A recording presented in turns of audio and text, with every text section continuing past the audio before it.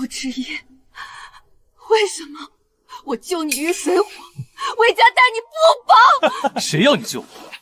阿锦如何对我，我甘之如饴。他替你受苦10年，你欠他的都要还回来。若有来生，我定要你们这对狗男女血债血偿！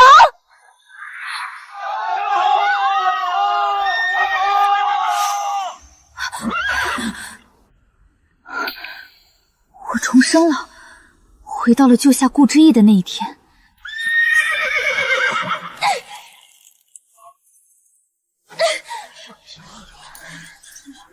魏世宁，你敢赢我3场，你这个贱人！曾经的京城第一公子，如今只是个卑贱的马奴。前世我心疼他，这一世我且看你们如何恩爱。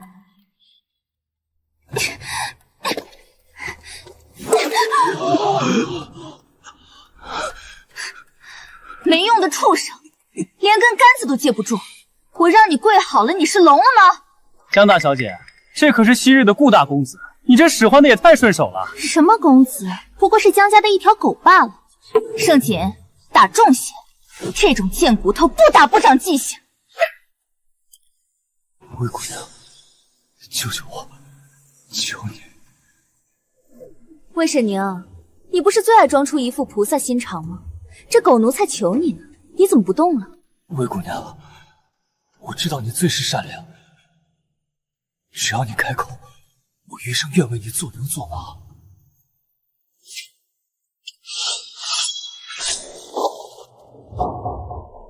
什么脏东西也敢碰本小姐的裙摆？阿姐，管好你家的狗，别让它出来乱爬，平白污了别人的眼。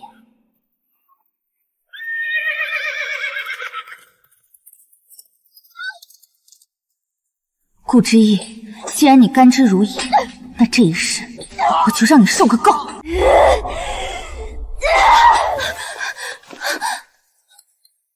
别打了！你敢拦我，我偏要打死他！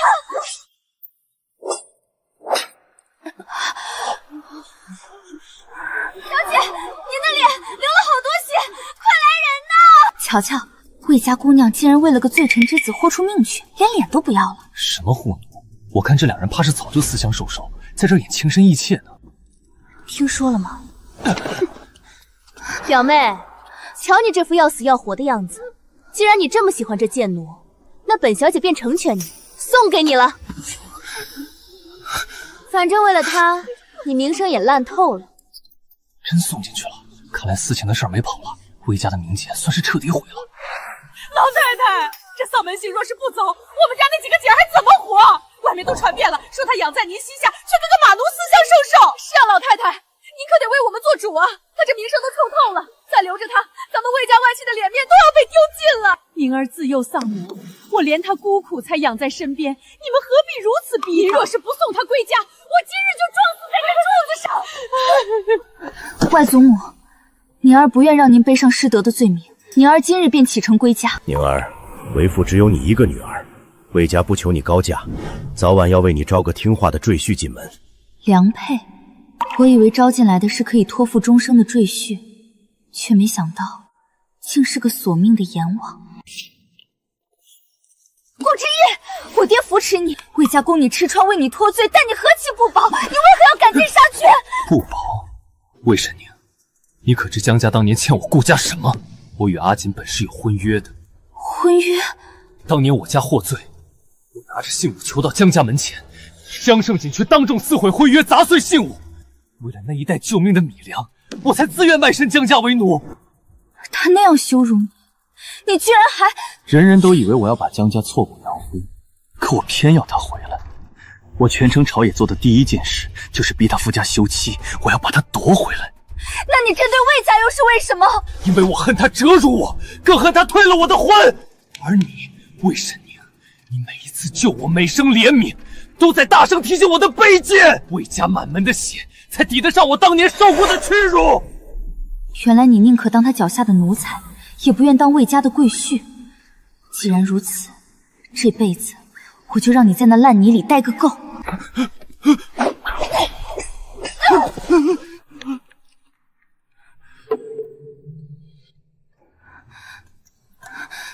小姐，您瞧那顾公子，再打下去可就真没命了。您怎么还不去救他？我为什么要救他？可那是顾公子啊！你一个伺候本小姐的丫头，关心江的马奴做什么？小姐，奴婢这不是记着您从前最是心善，以前见顾公子被打，您哪回不是心疼的不行，还专门遣奴婢去送上好的药膏。奴婢是怕您今日没瞧仔细，待会儿后悔。送过一次药膏，就得回救他，这是哪门子的道理？细柳，你这么想让我去制止表姐，到底是心疼那马奴，还是怕我不入这局？小姐，奴婢听不懂您在说什么，奴婢只是为您着想。当初他被江胜锦逼着在3-9天用井水万一，双手冻得紫红溃烂。若非我那时天真，非要改变他的命运，他早已被赶出府去。前世我一直怀疑，那天在马球场，我是被人从背后推向江胜锦的马鞭的。我被吓晕后再醒来，流言已定，真相难寻。原来就是这双我救下的手，在背后推了我一把。小姐，如今我是顾公子的妾室了，等江家小姐正式嫁进来，我会求她送你到庄子上安稳度日，也算报答你当年之恩了。细柳，当初外祖母罚我，是因为我忘了你的身契还在江家，这一次我绝不会再犯同样的错。小姐，您在说什么？你的救命恩人还没死，你这绸子衣服怕是穿不上了。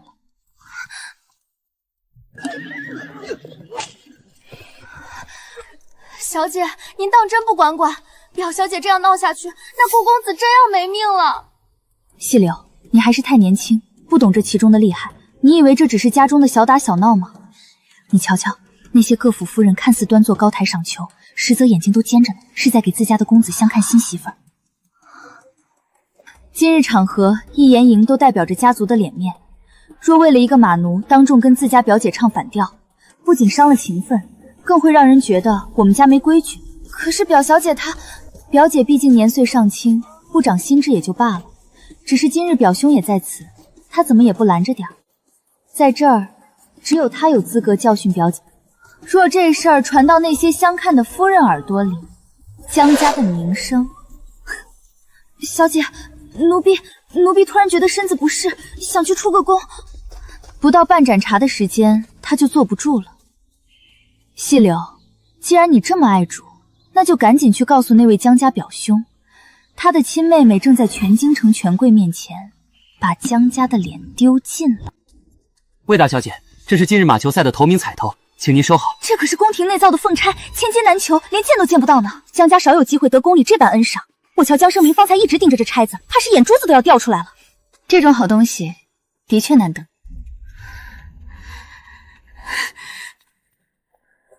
表姐，不是妹妹想夺人所好，我虽已让了你3球，却没成想最后还是险胜了一点点。魏沈宁，你故意来炫耀是不是？表姐误会了，若表姐是因为错失所爱而生气，妹妹将这只叉子赠予你如何？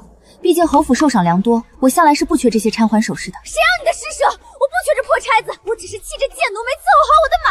方才定书行那一球，只剩差毫便进了，定是这贱奴没把马喂好，马儿跑得比平时慢了许多，才害我输给你。技不如人，马球输行竟也赖在马奴身上，真有意思。就是那一局离进球可差着远呢，真会往自己脸上贴金。我让你害我丢脸！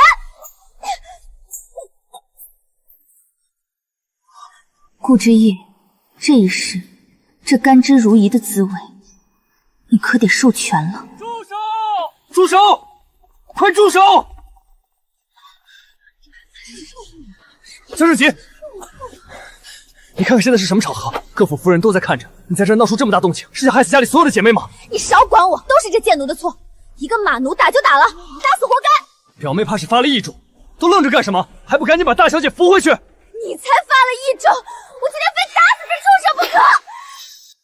几位姐姐，这钗子的成色，你们且瞧瞧。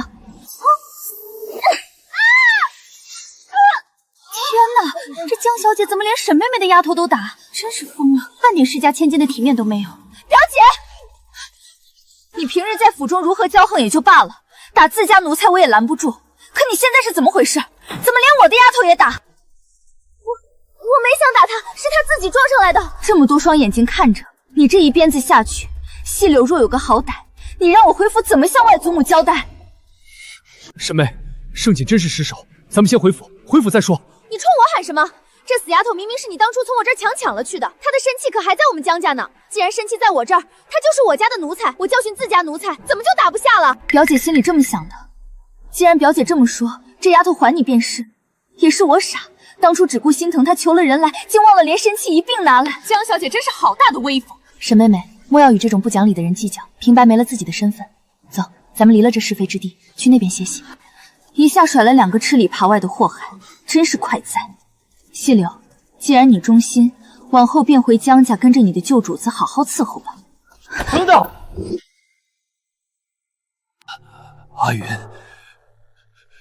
救我，带我走，求你。阿云，她也重生了，请借宝剑一用。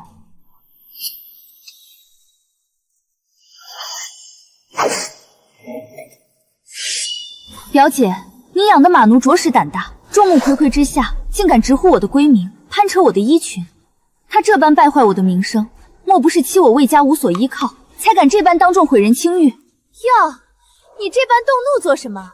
怕不是做了什么见不得人的事儿，急着想杀人灭口吧？阿尤阿尤，哎呦，叫的可真是好生亲昵啊！若不是私下里相处惯了，一个马奴哪来的胆子这么叫你？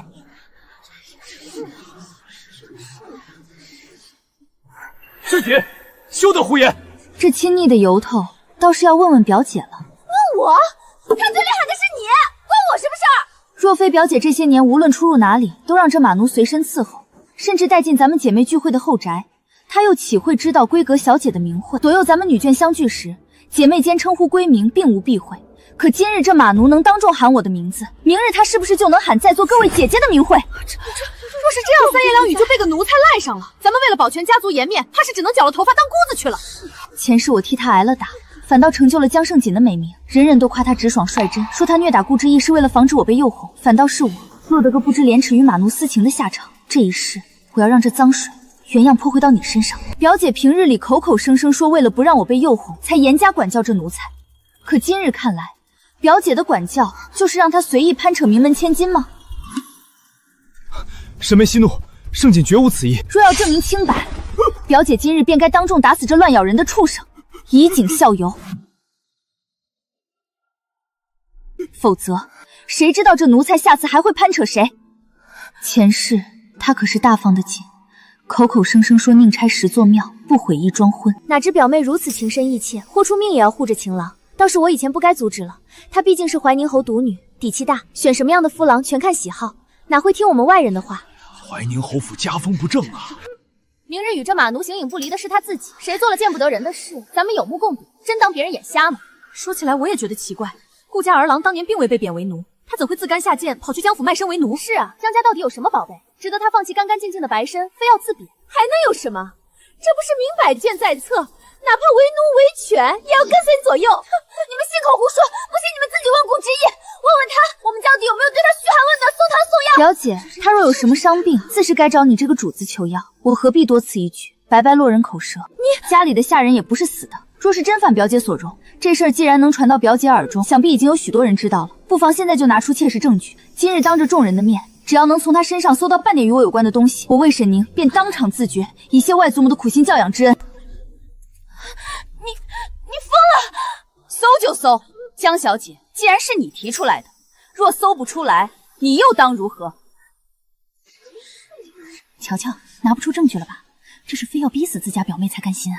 江胜锦当然搜不到，前世他为了出气，把我送给顾知仙的伤药、手帕通通搜刮走，药瓶子都砸得粉碎，加上细柳那个吃里扒外的眼线，我送了什么，他比顾之燕还清楚，怎么会留下遗漏？他擅闯内眷，冲撞了这么多贵人，本就是大不敬的死罪。依我看，不如就地杀了，也省得在这污了大家的眼，以绝后患。就算他冲撞了人，那也是冲撞了魏沈宁，与你们有什么相干？你们连话都不让他说，便要打要杀，也未免太霸道了。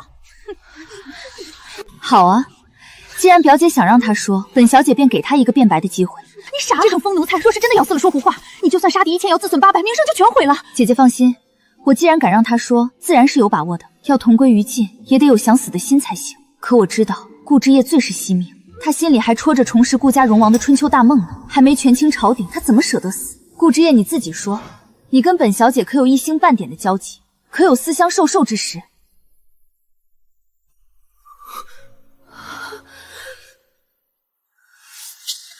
从未，顾某与魏家小姐从未有过任何瓜葛。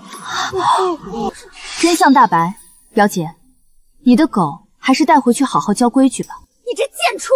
方才口口声声叫的那般亲，你现在竟敢说从未有过交集？你若跟他没私情，为何离死要喊他的闺名救命？表小姐心地良善，善待下人的贤明满府皆知，小人命在旦夕，才斗胆向她求救。那阿鱼二字又是怎么回事？一个马奴也配叫侯府千金的闺名？口出冒犯之言，并非蓄意打颤，只是前些日子老太太带表小姐去秋山寺上香，需要用马，小人牵马时偶然漏听了半阙芳名，方才性命攸关，小人惊惧之下竟忘了尊卑，是我之罪，任表小姐处置。那些上品的伤药御寒的后褥子又是哪来的？我亲眼看到细柳从你那破屋里走出来，你还想替魏婶娘隐瞒？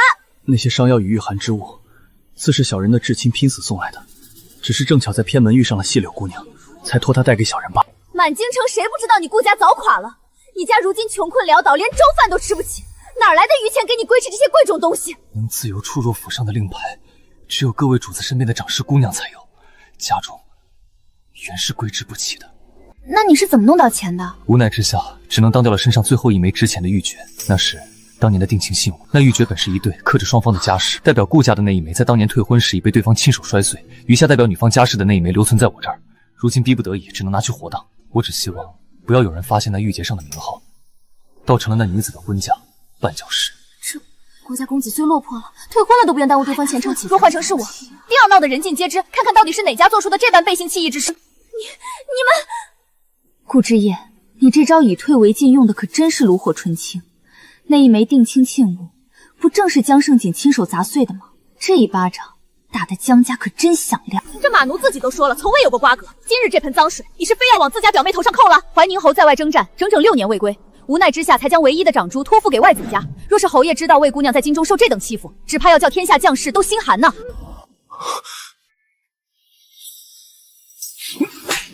是家里把你惯坏了，才养成这样争强好胜的泼辣脾气，只图嘴上一时之快。你连骨肉至亲的清誉都不顾了吗？还不快向表妹赔罪！是我昏了头，口不择言，还望表妹恕罪。这马奴以下犯上，死不足惜。可今日到底是皇室盛会，不宜见血。在下以江家的名义保证，在他敢吐露关于诸位的半句妄言之前，定会让他变成口不能言、手不能书的废人。不如将他带回府中，任凭表妹随意处置，如何？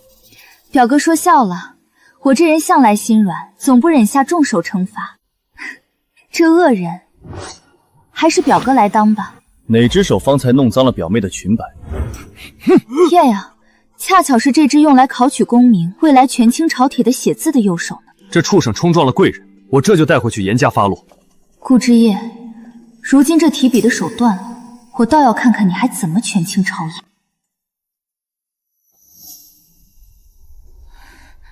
细柳，你怎么这般不小心？你我到底主仆一场，见你伤成这样，我这心里实在不好受。你若是需要良医调理这张脸，只管来找我。哼，不劳表妹关心了。刚才可是表妹你自己说的，这奴才的身契还在我江府。既然是我的奴才，有什么伤病自会找我求药，何须外人插手？细柳，前世你为了江胜锦将我推向鞭子，这一世你替他挨了打，甚至毁了容颜，我倒要看看你是否还会像前世那般对他忠心耿耿。江家到底是谁想出的妙招？难不成以为把我丢在这儿，我真会徒步走回去？既然你们敢走，就别怪我借这滴东风。魏婶妹妹，你怎么还在这儿？江家的车马不是早就走了吗？许是表姐有什么要紧事处理，先行一步了。没事的，我再等等，表姐定会回来接我的。这眼看着天都要黑了，这荒郊野岭的，哪有姑娘家独自等着的道理？若是不嫌弃，上我的马车，我送你一程。多谢夫人美意，只是表姐从未抛下过我。若我此时走了，待会儿她折返回来寻不到我，定会急疯了的。我还是在此候着吧。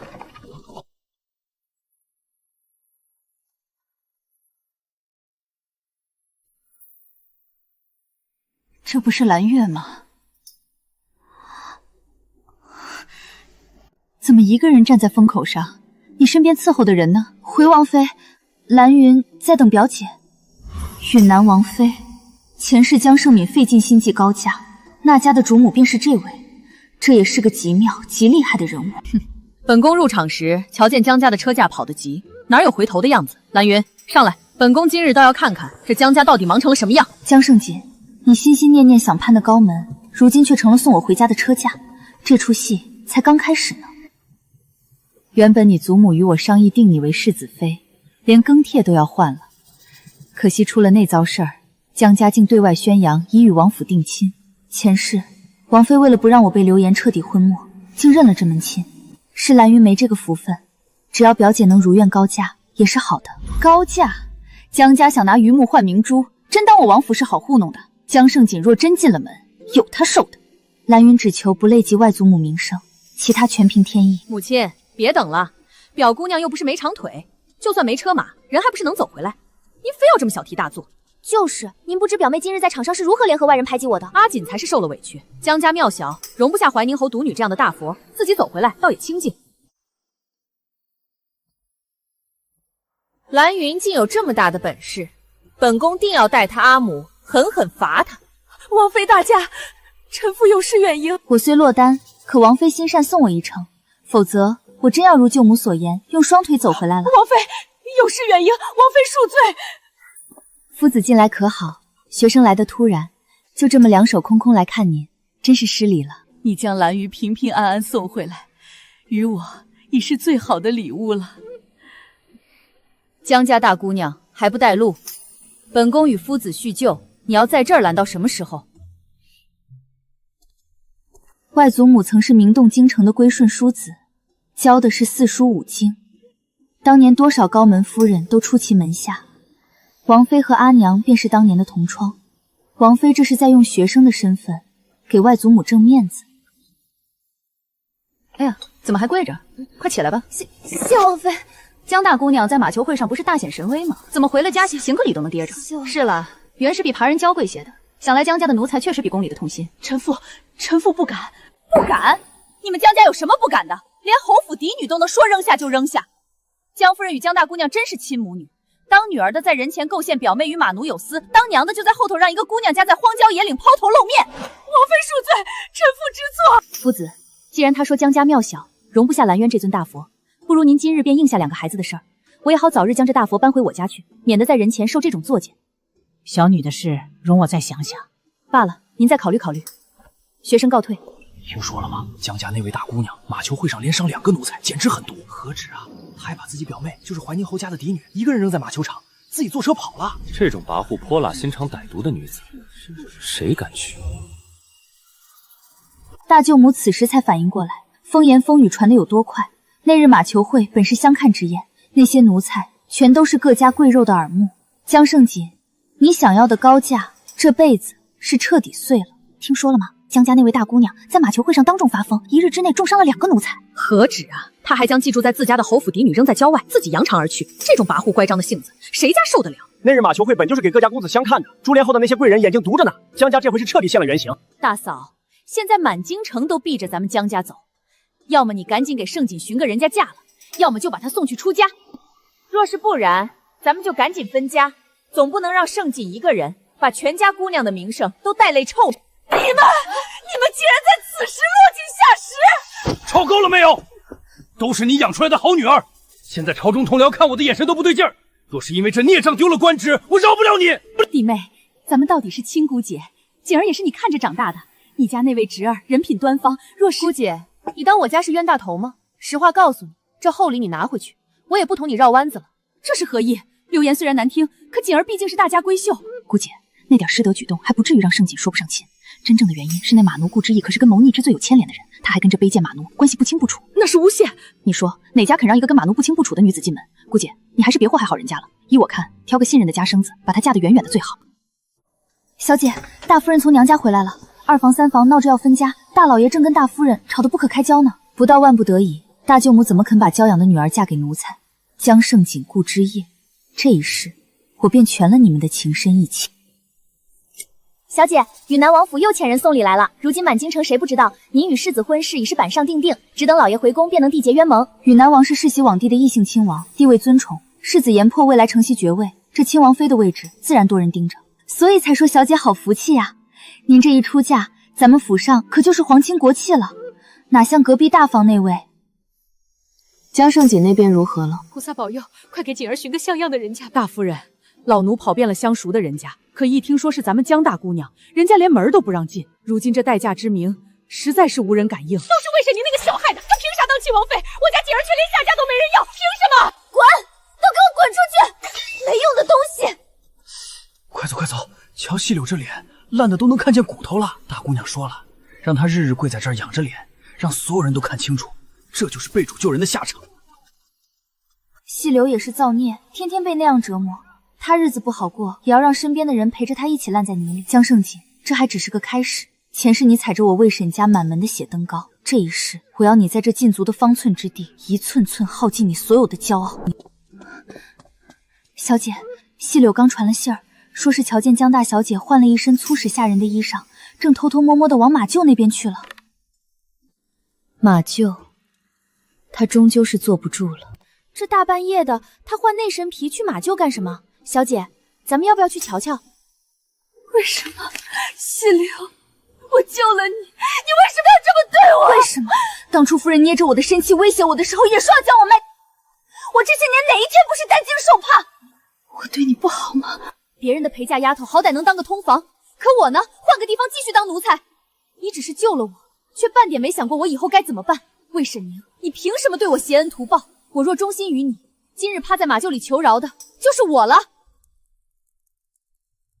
星河，在咱们怀宁侯府，从来没提过生气二字，对吗？那是自然，府里都是阿爹带回来的老签兵，大家是亲人，是袍甲，哪来的奴才生气？是啊，我从未注意生气，是因为侯府不需要。可笑那细柳说怕被卖进，却从不曾向我提过半个字。只要他开口，哪怕我去求外祖母，也能为他弄一张全新的干干净净的生气。他宁愿向恶毒的威胁低头，也不愿相信我。如今想来，良心这东西确实比容貌更难治。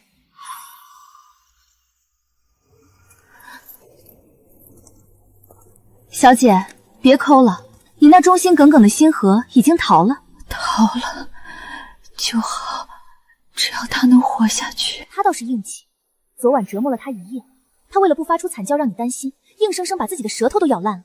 可谁能想到被糟践成那样，他竟然还有力气挣脱两个大汉的钳制翻墙逃了。看来他也不是什么能为你去死的愚忠嘛。舌头都咬烂了啊！你懂什么？星河的父亲是我阿爹的亲，为护阿爹重伤伤残，星河那一身武艺是骨子里带的。他昨夜不反抗，是因为我被锁在隔壁，他是为了保存实力，为了活下去救我，才生生忍下了那样的凌辱。小姐，这茶已经凉了，仔细喝了伤胃。凉了也好，正好醒醒神。小姐可是还在想细柳的事？细柳那双脸不是毁了吗？明儿你给她送些伤药去，记得再添一瓶上好的辅盐膏。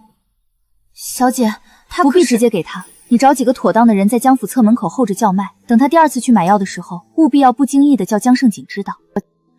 奴婢明白了，小姐这是要让他们狗咬狗。恶人自有恶人磨，现在我要亲自去磨磨那两个恶人。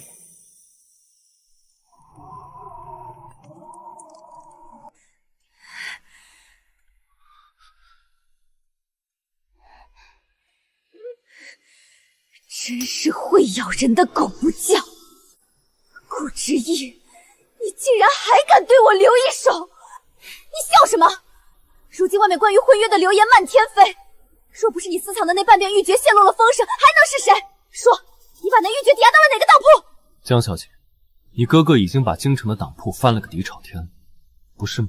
你别以为我不知道你在想什么，你想拿着玉珏毁我名声，做你的千秋大梦去吧！顾之意果然不是那个前世只会被动挨打的少年了。宦海焚伏那么多年，他即便重生成了少年，拿捏江胜亮那种草包衙内也轻轻松松。小姐，他的手好像接上了。江胜亮怕他死了断了玉洁的线索，定会请最好的大夫。手筋是接上了，可那又如何？你最好祈祷我能找到那块玉，否则我定叫你求生不得，求死不能。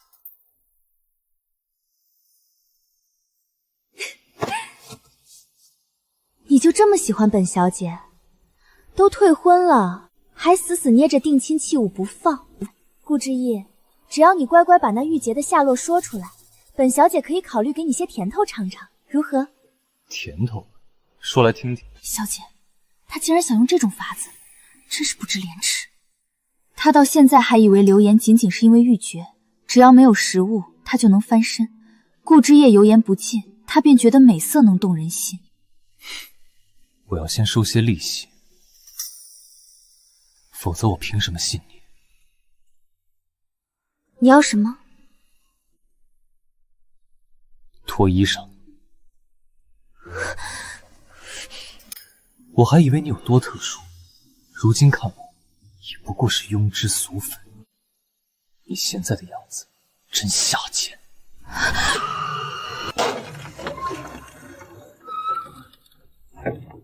哟，这大半夜的，魏婶娘，你滚出去！表姐喊这么大声做什么？是怕整个江府的人都听不见你跟一个马奴私会吗？原来表姐竟然和一个马奴有过婚约啊！哦，我差点忘了，这马奴可不是一般的马奴，是咱们曾经名动京城的第一公子呢。明明跟他有私情的人是你表姐，可你却如此狠毒，不惜打伤我，甚至想把自己的前未婚夫也算计进去，只为了栽赃给我。你胡说！你这贱人，少在这里血口喷人！我到底做错了什么，让表姐这般痛恨？让我猜猜，是因为外祖母正与允南王府议亲吧？我与王府门当户对，与世子更有青梅竹马之意。而你不但与马奴有过婚约，这事还半点不能叫人知道，所以你设此毒计，一箭双雕，毁了我的名迹，也掩盖了你的丑事，对吗？魏婶娘，你竟然敢打我！你竟然敢打我！打就能奈我何？这些年我敬你为姐，为了不让外祖母难做，无论你如何挑衅欺负，我都让你3分。你是不是真的忘了，我是怀宁侯唯一的孩子，如今又是允南王府的准世子妃，打你一个失德的江府大公姐，有什么问题吗？你这个贱人！我家好吃好喝养了你这么多年，竟养出一只白眼狼！都说养恩大于生恩，我今天就替你二娘娘好好教训教训你！绵软无力，行家一看便知是花架子。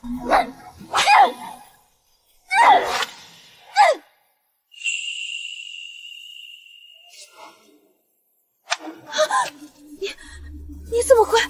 表姐不知道吧？阿爹当初将我托付给外祖母教养，是因为他常年带兵，只会教我武功。阿爹是希望外祖母能压一压我的性子，让我学得斯文稳重些。可惜你偏要逼我动武。这鞭子带了内劲，打在身上当时虽不见血，却会让你吃疼不止，够你受1个月了。顾之夜，你还愣着干什么？你这只没用的狗，快过来拦住他呀！表姐只管再大声些，最好把整个江府的人都叫来，好让大家看看大半夜的江家大姑娘衣衫不整的在马厩里跟马奴相依相吻是什么景致。你笑什么？笑得真贱！既然你这么喜欢笑，那我就打到你笑不出来为止。反正我今天就是来出气的。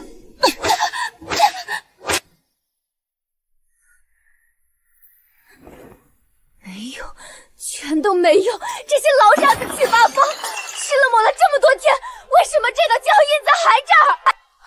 小姐息怒，许是日子还没到，还没到。再等下去，全京城的人都要知道我被魏婶娘那贱人打了。去，把绸巾给我围上，围紧点儿。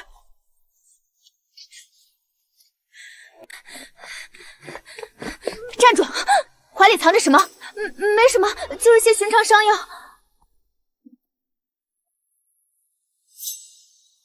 细柳，你脸上的疤怎么淡了这么多？这是哪儿来的？是奴婢在外头游商那儿好不容易买到的妇炎膏。这种神药，你一个奴才也配用？拿着，这些赏你了。这瓶本小也征用了。江胜锦，那药自然是有奇效的。前世我为了淡化脸上那道鞭痕，数年钻研，用尽了侯府与首府府的所有势力，才成了这张秘方。棋子繁复，刀笔入骨，那滋味我也要让你尝尝。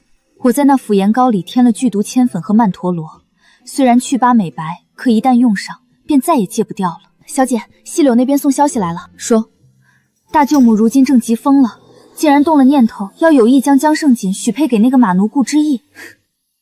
许配给顾之意，好，真是天造地设的一对。这辈子我定要送他们一份大礼。你疯了！胜锦再不济也是侍郎府的嫡长女，你竟然动了念头要将她许配给那个马奴！你这是破罐子破摔，要把江家的脸彻底丢尽吗？老爷息怒，我这可不是胡来，是得了仙人指点。哼，仙人又是那些招摇撞骗的道士，你送出去那么多香火钱，还没被骗够？这回可不同，那仙人说了，咱们府上的马奴是乾隆在渊，那贵婿如今虽在泥潭，可一旦出事，必是一飞冲天，位极人臣，万人之上。位极人臣，就凭那个废了右手的顾之意？起初我也不信，可那仙人一连说了2个密文，一是说二房近期必有一劫，二是说天家后宫将因外戚而动荡。无稽之谈。就是了，您家这位二老爷欠了咱们赌坊整整3000两银子，白纸黑字在这儿。您今天不给个交代，咱们就去顺天府理论理论。大哥，救我！二弟，你竟然瞒着家里去豪赌，还欠下这么多债！老爷、夫人，出大事了！国舅爷强抢民女不成，当街把人打死了。那家子闹到了顺天府，全城百姓都在骂呢。天子大怒，贵妃娘娘直接被降为贵人，禁足宫中。国舅爷被判御千里，即刻启程。结果如何？二房的事连二弟妹都不知道，天家之事更非人力能左右。既然仙人有命，咱们就得抓住这根救命稻草。只是明面上咱们不能太反常，免得惹人疑心。老爷说的对，盛锦，往后你不必再打骂他，反而要多去他那儿走动，私下里多联络感情，要把他的心牢牢拴在你身上。父亲母亲，女儿明白，只要他真能出人头地，女儿忍着一时的屈辱又何妨？等他崭露头角，咱们再谈婚配。万一他扶不起来，咱们也不至于陷进去。你要做的是成为他的唯一指望，明白吗？女儿定不负所托。哎呦，快瞧，那不是咱们府上之前的马奴顾之夜吗？什么马奴？现在得叫顾大人了。听闻他在郊外放马时，竟机缘巧合救了回京叔侄的三皇子，不仅脱了奴籍，还因为那一身才华得了三皇子请食。现在可是三皇子的心腹，平步青云呐。如今大皇子与太子为了夺位闹得兄弟齐长，惹了皇上不踹，都坐了冷板凳。这三皇子可是炙手可热，顾之意成了前底近臣，往后那前途没边了。外面吵吵嚷嚷，说是那姓顾的翻了身，江家那些人正做着当皇亲国戚的美梦呢。宁儿，你别听那些。宁儿乖，宁儿不听。你阿娘走得早，我能为你筹谋的最好的路就是这王府了。王妃是我的关门弟子，看在我的薄面上，她定会护着你。祖母，世人都羡慕高价显赫，可你这一去，我只盼着能多活几年，让王妃看我这几分薄面能善待于你。祖母，前世我就是这样听了您的话，以为这是最好的路，可那一纸婚约，最后成了江胜义捅向我的尖刀，成了魏家灭门的引线。祖母，若重来一次，嫁入王府便是您口中最好的结局。那蓝云宁愿去死。你说什么胡话？这门亲事，蓝云从头到尾都没有答应。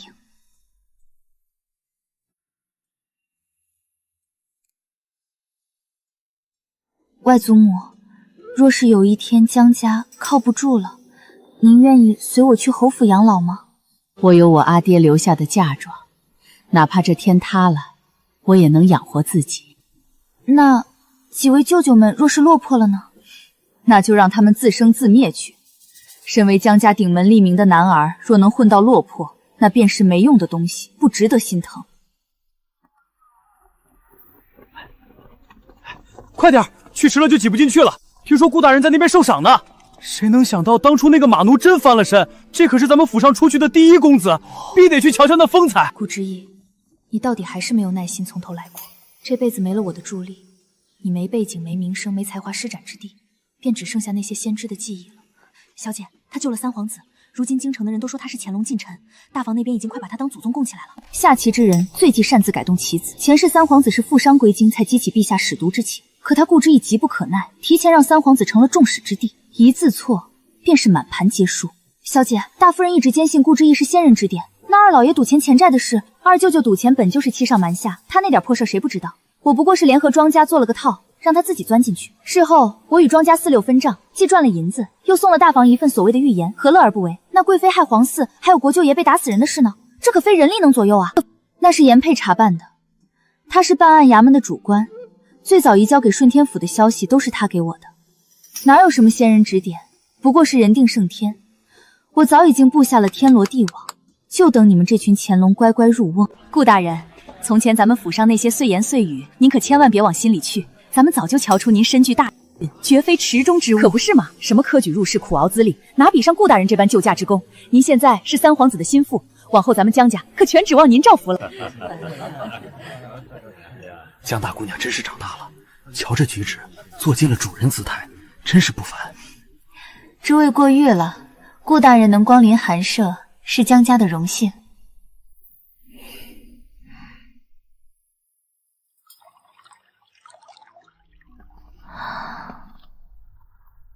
阿云，阿云，你躲到这里，是为了避开那些俗人，还是为了避开我？阿云，你也重生了是不是？哈哈哈，真好，上天终究待我不薄，给了我们一次重来的机会。阿云，这一世我再也不是那个卑贱的马奴，我终于可以堂堂正正、十里红妆的求娶你。顾之意，你是不是脑子烧糊涂了？阿云，我说真心话。怎么，前世被我诱杀过一次，觉得滋味不错，这辈子还想来第二次吗？重活一世，你还是这般死性不改，凭着那点未卜先知的记忆就能掌控全局，在我眼里你什么都不是。魏神宁，滚！你身上的酒气让我恶心。阿云，一条命加一只手，换我们这辈子重新开始，在我看来是值得的。重新开始？凭什么？这一世我已是三皇子的心腹，我会以正妻之礼娶你入府。虽然只能先委屈你当个贵妾，但只要岳父肯入三皇子的阵营，事成之后上交兵权，带着全家解甲归乡，三皇子便不会再忌惮你我。在三皇子登基请封诰命，保证你比这世上任何一个正妻都要尊贵风光。阿云，你只管坐在首府府中，坐享荣华富贵。那正妻是谁？阿云，正妻不过是联姻的产物，是谁无所谓，我心中唯一的爱人，自始至终只会是你。你精通纵横之术，最是理智，你能理解我的对吗？为了大业，这只是必要的牺牲。理解，我当然理解。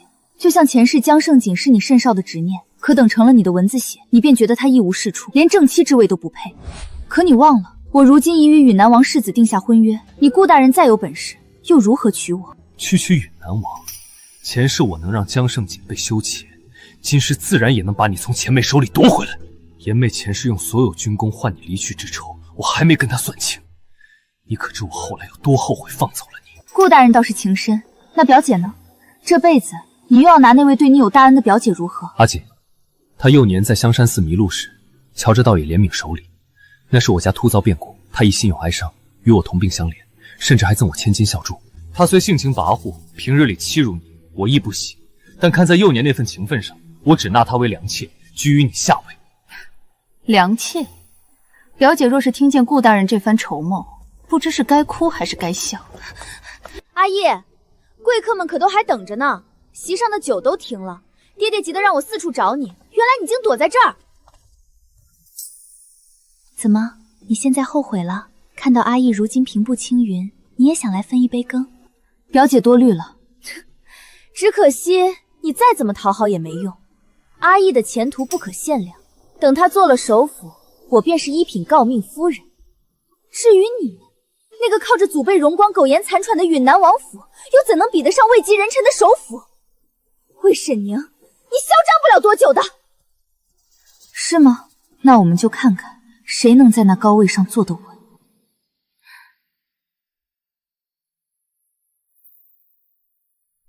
那就提前恭祝表姐觅得佳婿，喜结良缘。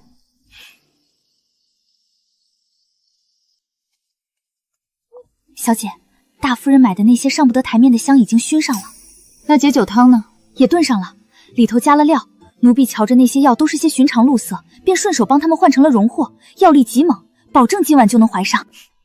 等大舅母双喜临门，不多讨些赏钱，可对不起你的体贴。在虎狼窝里也敢喝醉，顾之言，仙人偷的就是你这种自以为能掌控一切的人。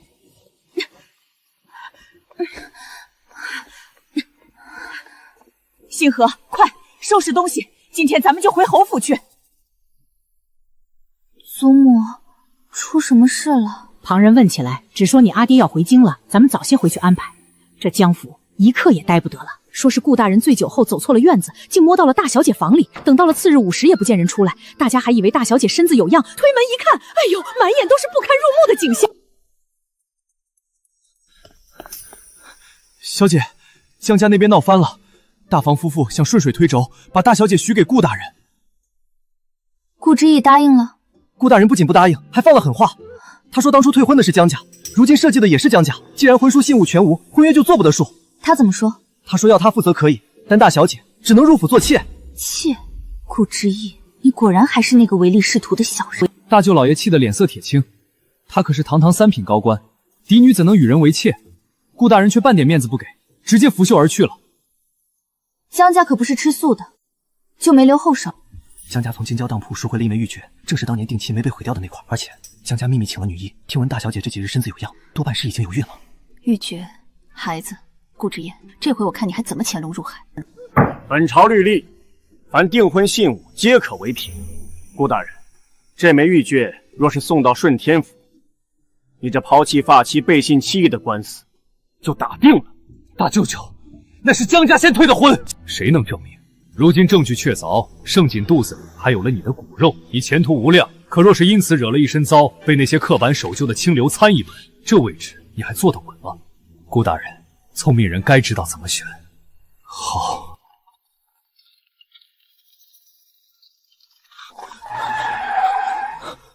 放肆！谁敢拦侯府的车驾？阿云，你听我解释，那根本就没有什么半秘玉珏。那是我当初为了脱身杜撰出来骗他们的。你应该最清楚我何时有过什么玉珏。阿云，你是聪明人，你一定要信我。我当然信你。只要你肯信我，我便是受再多委屈也值了。我信你，是因为那枚玉珏是我亲手差人根据你的杜撰做出来，又送到当铺去的。你与表姐臭味相同，简直是天造地设的一对，我又怎么忍心看你们这对有情人就此分离呢？魏世宁，你说过的，要以正妻之礼娶我贵妾，还要看在幼时情分上纳表姐为良妾，还说什么正妻职位不过是联姻的产物。顾之夜，那些权势名利也要你能说了算才行。如今你被一个你瞧不上的女人捏在手里，连婚姻都由不得自己。像你这种没用的废物，走。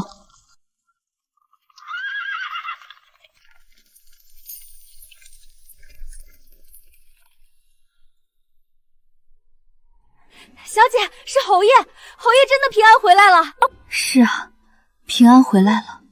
前世也是在这一日，我满心欢喜地迎接阿爹，却不知那是噩梦的开始。有了这封信，不怕魏老将军不自投罗网。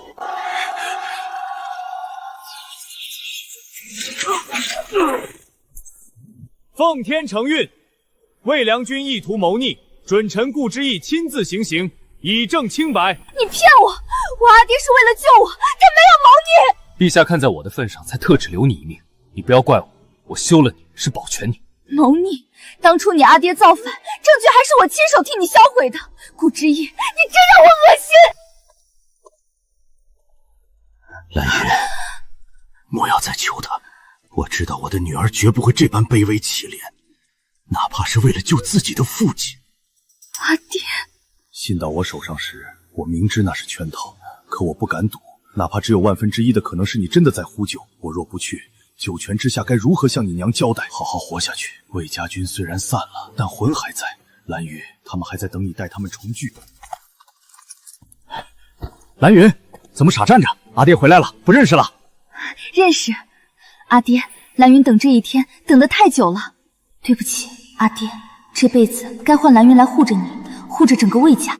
阿爹，如今天下太平，可朝堂上的风声似乎并不想让咱们魏家消停，有些人就坐不住了。蓝云，无论是谁当皇帝，只要咱们手里握着那支魏家军，忌惮就在所难免。所以前世他们才急着给您扣上一个与罪臣后勾连的罪名，可这一世顾之夜已经是三皇子的心腹。阿爹，我倒想看看皇帝这次要用什么借口来收您的兵权。又要如何赏识您的盖世战功？顾之意不断向三皇子献策，江南水灾、西北大旱、山匪起义，凡是他开口必有良策。一时间，他的名声大噪，俨然成了京市名臣。江胜景更是风头无两，他与顾之意虽完婚的简单，连房子车马都是大舅出的，可现在这些本钱都开始翻倍盈利了。哟，表妹，姨父都班师回朝这么久了，怎么你和那位允南王世子的婚事还没动静啊？老表姐费心。之前某人不是还自恃准王子妃的身份吗？可我瞧着，自打你回了这侯府，允南王妃可是一次都没登门过。表妹，我奉劝你，还是早些想办法把男人抓在手心里为妙，否则谁知道什么时候这婚事就告吹了，到时候我看你还有什么底气。表小姐，请自重，跟主子说话，哪有你这个丫头插嘴的份儿？魏沈宁，阿义如今深得三皇子看重，往后我们江家才是一人之下，你呀，还是好自为之吧。星河，不必气恼，爬得越高摔得越惨。三皇子那张龙椅可不是靠几个策论就能坐稳的。表妹，我瞧着允南王妃近日倒是不怎么往侯府跑了，莫不是这世子妃的位置真要生出变故来了？阿爹搬栓回朝，家中现下无女主人主事招待，为了避嫌，王妃自然不会登门。她疼惜我，往后只会直接接我出去。倒是表姐你，表姐这脖子上的伤，怕是还没全好吧？这点小伤，我身在生产，不劳你费心。等阿义成了首辅，我有的是名贵药材调理。是吗？只怕不见得吧。出阁之后，马上便要经历生儿育女的苦楚。若是再遇上个不怎么通情达理的婆母，那可就遭老罪喽。你胡说八道什么？阿姨现在的身份，谁敢给我脸色看？小姐，奴婢听说顾大人那位亲娘可是个极厉害的人物，这几日就要进京了。岂止是厉害，前世我虽未受她折磨，可亲眼见过顾家那几个弟媳的惨状。那老太太满脑子糟粕，简直是个吸人精气的妖婆。表姐想必忘了，当年江家是如何退了顾家的婚，又是如何让顾之夜在府里当了那么多年马奴的。你闭嘴！魏沈宁，你就是嫉妒我，嫉妒我怀了阿姨的孩子。这些旧账，顾家那位老太太想必正等着跟你一笔一笔清算呢。嫉妒，表姐，我是在劝你，趁着还没生产，好好珍惜现在这昙花一现的好时光吧。你想干什么？我不干什么，只是想看着你从高处狠狠摔下，看那一刻到底有多重，有多痛。好一个纸上谈兵！三皇子，这就是你举荐的那个济世之才？父皇息怒，顾大人此前策论，江南大造堤坝，不仅没拦住洪水，反而让水路改道，沿途3个镇子全被淹了，灾民遍地。这就是他给朕出的良策。蠢货！本王被父皇当众责辱，全是拜你所赐。你那些策路不是万无一失吗？啊！怎么会？前世明明……什么前世今生？滚！别再让本王看见你！以前他厚积薄发，是因为我送他入国祖界，教他科举，教他外放积累政绩。现在他只想要捷径，没学会走就想跑。如今这水路改道，可是伤了国本，看他怎么收场。魏沈宁，是你对不对？顾大人，你如今这副模样，真叫人看了恶心。那些堤坝的主官还未上任，你就已经算好了我会进言。你便是这般恨毒了我，竟将那些精彩绝艺的门客都举荐去做芝麻官，也不肯让他们为我所用。顾大人，你这副模样可真是……表姐打你的时候总还会舍不得这张脸，可三皇子不比表姐，他可不怜香惜玉，更不好男色。沈宁，你到底在得意什么？那些门佣，那些原本该辅佐我的人，你把他们都送到了哪儿？送到了他们该去的地方。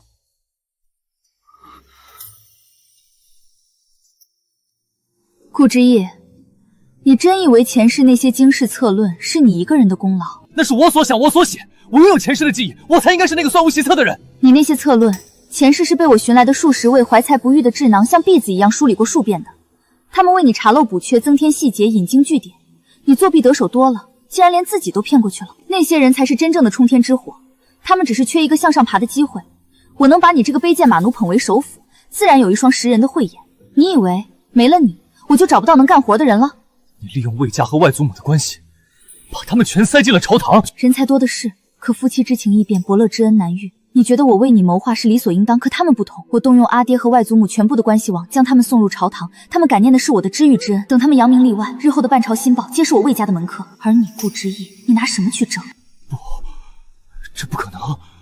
没有我，他们凭什么能出人头地？顾大人，说来我还要多谢你。谢我？若没有你这只野鸡在朝堂上纸上谈兵，闹出改道样民的笑话，又怎么能凸显出他们这些实干方是真正的凤凰呢？你这块垫脚石当得极好。星河送客，顾大人这副模样，可别冲撞了府里的贵气。怀宁侯征战多年，功在社稷，感念其膝下无子，唯有一女，特旨封魏沈宁为怀宁侯府侍女。待100年后承袭爵位，子嗣无论男女，皆为正宗，世袭罔替。微臣魏沈宁，谢陛下隆恩。蓝云，朕知你阿爹重病，这爵位虽好，终究少了个人照顾。朕听闻你与允南王世子严佩青梅竹马，情投意合，不如朕今日便为你二人赐婚，成全一段佳话，如何？陛下，阿爹旧伤复发，来势汹汹，再不能为陛下分忧。微臣过去未能在阿爹膝下尽孝，如今只想守在阿爹跟前。哦，那你的意思是？微臣恳请陛下许我自立门户，婚嫁有己。微臣此生不出嫁，只招赘。好，难得你如此至孝，朕便准了你的请求。陛下当然高兴，招赘这一条彻底断了我与侯爵人家联姻的路。他这是巴不得魏沈家到我这一代就无嗣而终。陛下，微臣愿意。你愿意什么？微臣愿意嫁给侍女，只要能入魏家的门，微臣当赘婿也行，哪怕是当妾，微臣也甘之如饴。胡闹！简直是丢尽了允南王府的脸！严佩，你当这金銮殿是什么地方？微臣是真心的，求陛下成全。给朕把这个扰乱朝堂的混账东西架走，轰出宫去！阿娘，你考虑一下，妾室的名分我也能接受啊！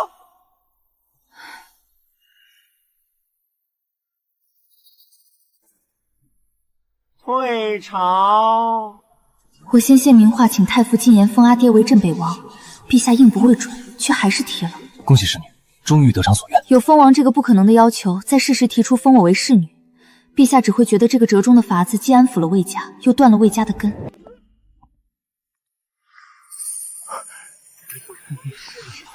妹妹，你可出来了，走，我送你回去。不劳世子费心，魏家的车马就在前面等着。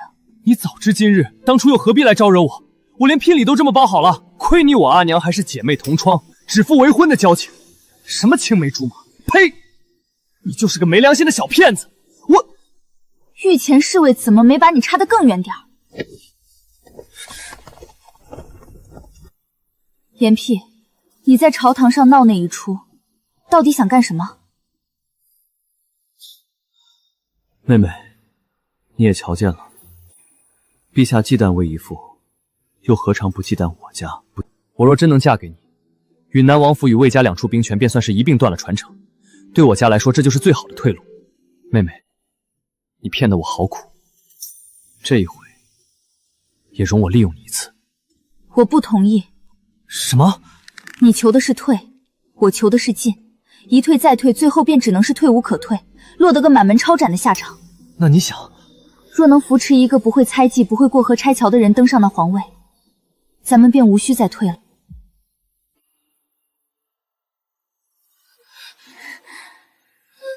大小姐，既然你非要那样，我就让你看清楚没药以后是什么样子。细柳被人捞上来时已经没气了，那脸上的旧伤疤溃烂得不成样子。仵作验尸时说，那疤是痊愈后又被生生豁开的，因为流血不止又没药，只能用火药强行疗伤口止血。听说了吗？大小姐命保住了，可那腹中孩子没了，往后再也不能生育了。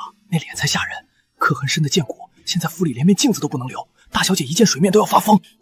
既然她想要，那就给她续上。这一次不论她要多少都管够。真不愧是主仆两个，前世刻我的脸，今生倒也喜欢在自己脸上动刀，千粉入骨，曼陀罗种也。表姐，这美梦你且慢慢做。哎呦，这就是三皇子心腹的宅子，真气派！咱们顾家这回可是熬出头了，想怎么花就怎么花。叫什么叫？儿子现在有出息了，这些东西算什么？再去给老子打几壶最贵的酒来！开门，让江大小姐出来。这定金交了3成，剩下的银子都拖了半个月了，真当我们是开善堂的？就是，买的时候豪气干云，什么云锦绸缎、南珠首饰，全往府里搬。如今真到了结账的时候，倒学会缩头乌龟了。诸位稍安勿躁，咱们顾大人刚上任，正忙着朝廷大事，断不会短了大家的银子。忙大事，忙大事就能白拿东西不给钱？今儿个拿不到银子，咱们就去顺天府告御状。阿姨，你快想想办法！我不过是照着从前在江家的利买些东西，谁知道你这宅子竟然连个字儿都套不出来！闭嘴！江家没给你备管家之人，你就由着性子在外面挥霍。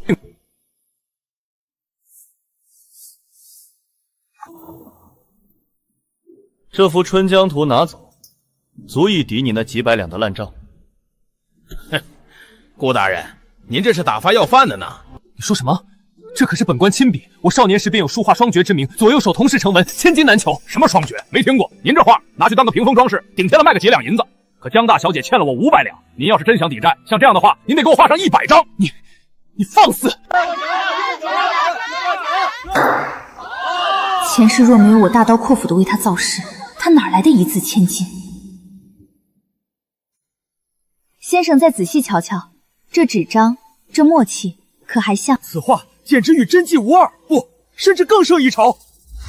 魏小姐，让诸位知道作甚？此画不过是我夫君随手临摹的赝品，不值这个价。若是哪位客君真心喜欢，等夫君得空再磨一幅，免费送上便是。顾大人真乃隐世大家，高风亮节。小姐，听说顾大人现在正忙着写字抵债呢，可外面那些人见了他的字，只说他是鬼画符，作弊的多了，便真以为自己是天才了。可他忘了，现在可没人替他造势，他那只抖得连笔都握不住的手，在别人眼里连对废纸都不如。没有成名的过程，就算画得再好，谁会买账？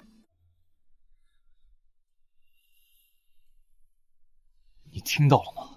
他要我画几百张，我的手还要不要了？换那些东西我都用了，你快想办法！我还要买辅颜膏，断了药我的脸就完了。我能有什么办法？把你的嫁妆拿出来，先把那几个领头的打发了。动我的嫁妆，你想都别想！那你就看着债主把大门拆了。你还有脸跟我吼？你不是说你是乾隆入江吗？现在呢，连个正儿八经的官职都没有，银子都拿不出来，你这个没用的废物！休书已写，你给我滚出顾家！你这毒妇，挥霍无度，如今害得我背负巨债，我顾之意绝不留你！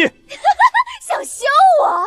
你吃我江家的，住我江家的，现在想把我踹开去判高职，你做梦！够了，顾大人，火气太大了。这些银钱是三皇子特意拨下来的，已经替你平了外面那些烂账。瞧见没？三皇子这是铁了心要插拢大老爷，连顾大人的赌债和烂账都管了。管了钱，也就管了命。这两人啊，现在是被三皇子死死锁在一条船上了。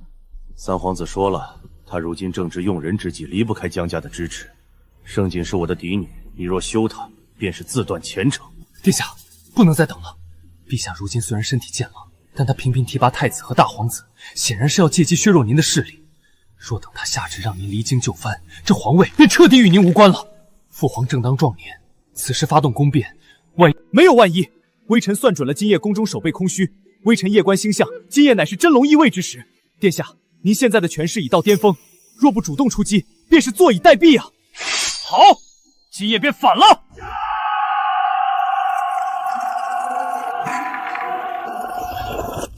逆子，你果然狼子野心，受人挑唆，竟敢逼宫！你不是说父皇此时定在后宫吗？不，怎么会这样？时间不对，人也不对。救驾！诛杀反贼！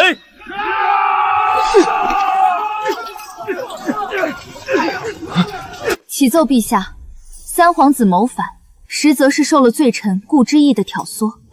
微臣近来查访，竟找到了当年顾家谋反谋逆的深藏证据。当年查到顾之意之父时，线索断裂，其实并非查不到，而是有人掩盖。这些书信与私印足以证明，顾家当年的真正主子正是大皇子。传旨，好一个子承之业！顾家父子竟是想玩弄朕的皇子于股掌之间，顾家余孽三皇子为庶人，一律当斩。皇子幽禁处交由三皇子亲自处置。好一个子承父业！顾家父子竟是想玩弄朕的皇子于股掌之间。传旨，废大皇子、三皇子为庶人，终生幽禁宗人府。顾家余孽顾之意祸乱朝纲，一律当斩，送往三皇子幽禁处，交由三皇子亲自处置。听说了吗？三皇子兵败，唯一的要求就是亲手剐了这个顾之意。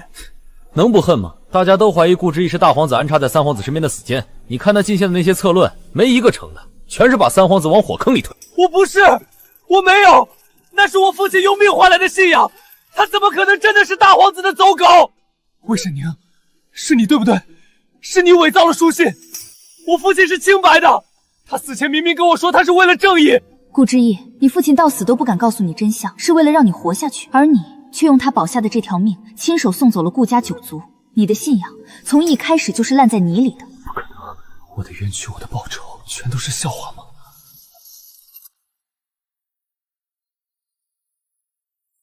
侍女放心，小的已经打点好了。这顾之意犯的是谋逆重罪，在这儿待不了多久，就要送去三皇子府了。您尽管出气，小的就在门外候着。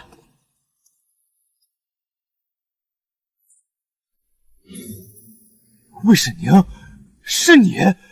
你从一开始就布好了局，你伪造证据，你陷害我父亲，你这个毒妇！陷害？顾之意，这就承受不住了。你这一生活得真像个笑话。你口口声声说爱江胜锦，说他与你同病相怜，说他在香山寺迷路整夜与你相依为命。可你也不想想，江胜锦那是大房的掌上明珠，他若失踪一刻，江家都要翻了天。他那样骄纵的人，怎么可能在香山寺迷路整夜都无人问闻？只有我那个时候刚刚没了阿娘，在江家受了欺负，无处可躲，才会躲进那破庙里。我也只有在那样的境遇下，才会去同情你这样一个落魄的陌生少年。不，这不可能！他说那是他。你说你阿爹含冤而死，在那荒郊野岭护了我一天一夜，慰藉了我的丧母之痛。我是信了你的邪，才会在临走前千金相赠。若非如此，这世上谁会平白无故去帮一个来路不明的罪臣之子？千金相赠，是你？怎么会是你？我那日，我只远远瞧见你上了江家的车马，我以为你是江家的女儿，我以为是阿锦。所以你认贼作父，报恩报到了仇人头上。顾之意，你这一生只有前10几年的意气风生是真的，余下的尽是阴差阳错的笑话。小姐，这顾大人怎么跟变了个人似的？刚才还疯狗一样乱咬，现在倒像是丢了魂了。心死了，自然就不闹了。顾之意，这辈子你的债该还清了。阿宁，顾之意被带走已有数日，我打听过了，三皇子府上的私刑，恐怕比皇宫大内还要阴狠。他自诩算无一策，如今落到被他玩弄于股掌之间的三皇子手里，自然没好日子过。哼，三皇子如今满腔怨气无处发泄，顾之夜这个始作俑者，若不将府里所有的刑罚通通尝个遍，三皇子怕是绝不会让他轻易断气的。想求死，恐怕是做梦。那是他应得的。老爷，锦儿现在整日把自己关在屋里，您快想想办法呀！想办法！为了保下他，为了证明顾之意与江家无关，我这张老脸都丢尽了。我的官职一贬再见，现在满京城谁不看咱们江家的笑话？老爷，夫人，大小姐又在院里闹起来了。我是首府夫人，我是一品诰命，你们这群贱婢，谁敢慢待本夫人？阿义呢？阿义要带我进宫面圣了。不对，我是要嫁去允南王府的，颜娆在等我，我是未来的世子妃。快把府原膏给他送进去，断了那药，他会疯得更脸孔。你瞧见没？那屋里的人哪里还是江家大小姐，简直形同女鬼。这院子以后谁还敢踏足一步啊？顾之意被三皇子带走后的数月，京郊这乱葬岗上便多了这具废躯。听闻刚扔过去的时候，他还留着一口气。不过在那漫天秃鹫与饿极了的畜生面前，他估计也逃不过野狗啃噬。谁知道呢？南云，这兵权还给了皇帝，阿爹这副老骨头总算能松快松快了。哈哈哈，老子这辈子守了一辈子边疆，总得去瞧瞧真正的山河。阿爹，您只管安心游历，这侯府有我，这爵位我也定能守住。好，不愧是我魏家的种，清河，照顾好侯爷。小姐，哦不，侯爷，老侯爷这一走，京里那些盯着咱们的眼睛，怕是又要不安分了。让他们盯着，这怀宁侯的位子，我坐得稳。外祖母，侯府已经打扫好了，兰瑶特意来接您回去养老。这庄子简陋，怎能让您受累？我有这些嫁妆庄子，能养活自己，何必去侯府受那方寸之地的束缚？可是兰云，老骥伏枥，志在千里。我重开这归属，看着它变成女书，再成现在的书院。你如今身居高位，我是不能在朝堂为你撑腰了。可你要记住，这书院中的学生来都是你的同袍，这世间千千万万自强不息的女子，都是你魏兰云的后盾。陛下，北境兵马再度犯边，指明要取我朝，嫡亲公主才肯罢兵，这可是重动兵戈的大事，请陛下三思。陛下，六公主乃国朝牡丹，千金之躯，怎可远嫁藩邦？臣等联名上书，请鼎国长公主出嫁和亲。鼎国长公主战功赫赫，曾多次率军击退北境，她是我朝的脊梁，让功臣去和亲，你们这些男儿羞也不羞。侍女，不，魏侯爷，和亲代表国朝颜面，若不派个镇得住藩邦的人去，如何显我大国威仪？陛下，长公主功在社稷，绝不可如此寒了将士们的心。臣愿领兵出征，定将北境打退。卫青，北境指名道姓要的是公主，非战之功，朕不舍六儿，可为了天下苍生，长公主确实是最合适的人。陛下圣明。卫青，你身为侍女，屡屡在大殿之上干预北境和亲之策，手伸的未免太长了些。臣不敢，臣只是不忍见我朝功臣受此折辱。既然你这么心疼鼎国长公主，那这送亲使的名头，朕便赏给你了。北境路远，民风野蛮，想必魏侯爷这一路能吃不少苦头，好好磨一磨你的傲气。臣领旨。乔见美，那几位带头的校尉，可都是当年魏家军的老骨头，没死在战场上，倒在这重聚了。小姐，各州府挑选的精兵都齐了，半数都是咱们魏家军回流的兄弟。长公主，可以启程了。你瞧，他以为贬低我们能让世人寒心，可这天下的女子却都会以我们为荣。陛下以为这一去是折辱，却不知臣会在国朝为您铺好回家的路。兰庆知我，全军听令，出发，送长公主300里。